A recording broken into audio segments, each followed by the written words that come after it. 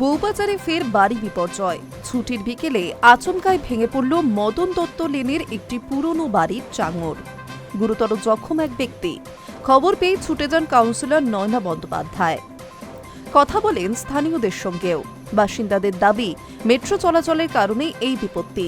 ইতিমধ্যে ঘটনাস্থলে পৌঁছেছে বিপর্যয় মোকাবিলা বাহিনী, মেট্রোর ইঞ্জিনিয়ার সহ অন্যান্য আধিকারিকরাও। মেট্রোর কাজের জন্য 2019 সাল থেকে একাধিকবার বউবাজারে বাড়ি বিপর্যয় হচ্ছে। বাড়িতে ফাটল দেখা দেওয়ায় দুর্গাপিতুরি লেন, মদন দত্ত লেন ও সংলগ্ন এলাকার বাসিন্দারা মাসের পর মাস ঘর ছাড়া ছিলেন। গত বছরও একই ঘটনার পুনরাবৃত্তি ঘটে, ফলে বহু পরিবারকে অন্যত্র সংসারও পাততে হয়েছিল। পরবর্তীতে মাস 8 আগে ফের পুরনো বাড়িতে ফেরেন তারা।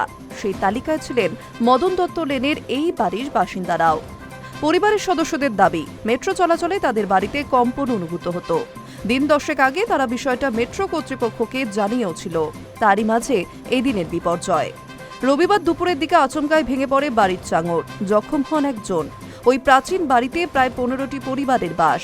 ফলে বড়সড় বিপদ এড়ানো গিয়েছে বলেই দাবি করা হচ্ছে। এদিন খবর পেয়ে ঘটনাস্থলে ছুটে যান কাউন্সিলর নয়না বন্দ্যোপাধ্যায়। তড়িঘড়ি কাজ শুরু করেন বিপর্যয় মোকাবিলা বাহিনী, মেট্রোর ইঞ্জিনিয়ার। স্থানীয়দের সঙ্গে কথা বলে মেট্রোর ভূমিকা নিয়ে এক রাশ ক্ষোভ উগরে দেন নয়না। তিনি বলেন, এরা তো বলেছে, জানিয়েছিল যে ভাইব্রেশন হচ্ছে, তারপরেও কেন কোনো পদক্ষেপ করল না মেট্রো।